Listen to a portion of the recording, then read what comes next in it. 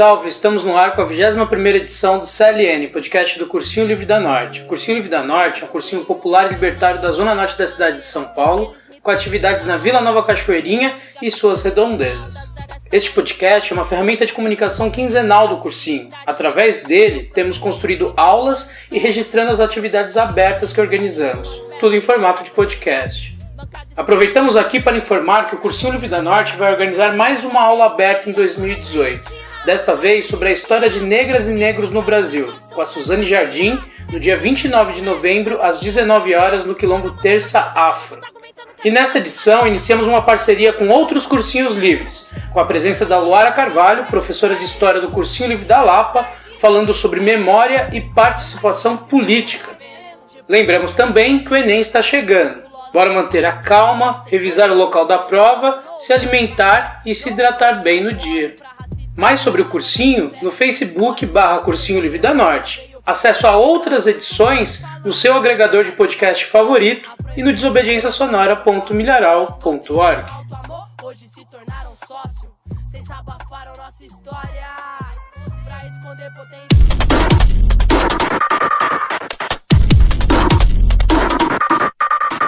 Oi, meu nome é Luara, eu sou educadora do Cursinho Livre da Lapa, vim aqui no podcast CLN a convite do Fernando e tenho pensado em dividir com vocês umas questões que estão povoando aqui a minha cabeça nos últimos tempos, que é uma relação entre memória e participação política.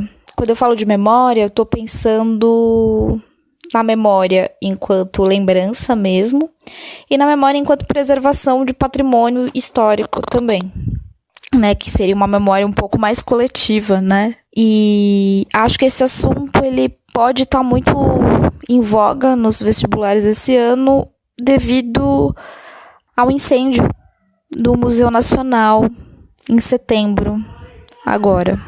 Isso porque esse incêndio ele teve uma proporção muito grande, perdeu-se uma parte insubstituível, né, da nossa história. E é interessante a gente pensar o quanto a sociedade brasileira visita pouco museus, né, e o quanto o impacto desse incêndio, de fato, na vida material das pessoas, reverbera muito pouco, né. Mas se a gente for parar para pensar em termos de construção de narrativas, de identidades, de conceitos relacionados ao que somos enquanto sociedade, perdeu-se muito, né? Em termos de pesquisa, em termos de, enfim, de uma série de questões que são questões que, de alguma maneira, permeiam a nossa identidade também, né? E aí, pensando que a sociedade brasileira é uma sociedade que visita pouco museus, a gente pode pensar por que isso também acontece, né? E o como isso está relacionado também com esse pouco investimento, tanto em educação quanto em cultura. Entender que, muitas das vezes, esse pouco investimento, ele não é simplesmente um descaso do Estado ou necessariamente uma forma de elencar prioridades diferentes, mas muito, muito mais que isso, ele é também um projeto político, um projeto de sociedade que não conhece, não acessa e, portanto, não transforma a sua história e a sua sociedade, né? Uma ótima forma de não mudar as coisas é não conhecer de onde elas vêm, né? E aí, nesse sentido, a preservação da memória, ela é extremamente importante para a construção de identidade.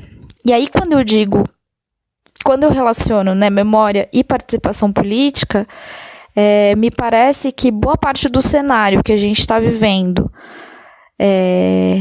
politicamente agora vem um pouco também desse descolamento que a gente tem da nossa própria memória, da nossa história, da nossa memória coletiva, né? Da nossa cultura, enfim.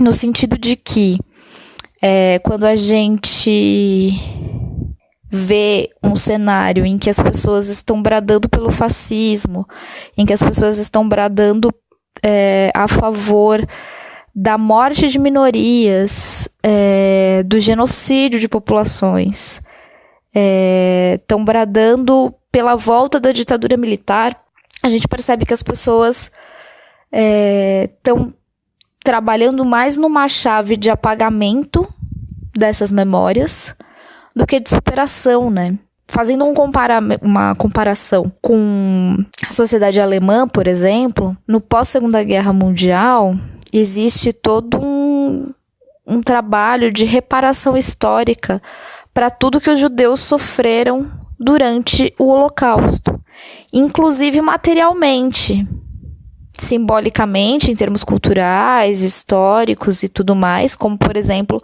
a criação de museus que vão discutir o Holocausto e que vão dizer o quanto aquilo foi um crime hediondo e que nunca mais aquilo poderia ser repetido na história. No sentido de, quando a gente lembra do tamanho da violência das coisas, a gente trabalha para que ela não aconteça mais, né? Então, por exemplo, quando a sociedade brasileira abole a escravidão, não existe nenhuma medida de inclusão desses ex-escravizados na sociedade.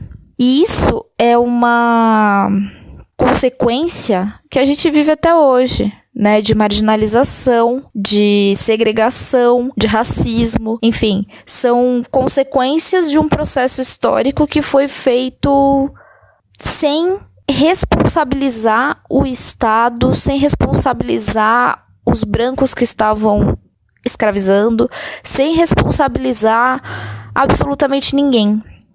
A mesma coisa acontece na abertura política pós-ditadura, né? Todas as pessoas, os militares que executaram torturas não foram penalizados por isso. Pelo contrário, né? Foram anistiados, né? Enfim, não sofreram nenhuma sanção com relação ao que tinham feito. Então é um jeito de pensar a nossa história que, entendendo que a nossa constituição enquanto sociedade é de não responsabilização pelas mazelas sociais causadas pelas elites, pelos militares, pelos brancos, né, no caso da escravidão, enfim, né, pelos de cima. Então, quando eu relaciono as duas coisas, eu tô pensando mais ou menos nesse sentido, assim, de o quanto esse desconhecimento e esse afastamento intencional, né? Intencional por parte do Estado, né? De afastar a sociedade da sua própria memória, da sua história, enfim, e etc., que desemboca no incêndio de um museu, o quanto que isso também não reverbera nas eleições e nas urnas depois.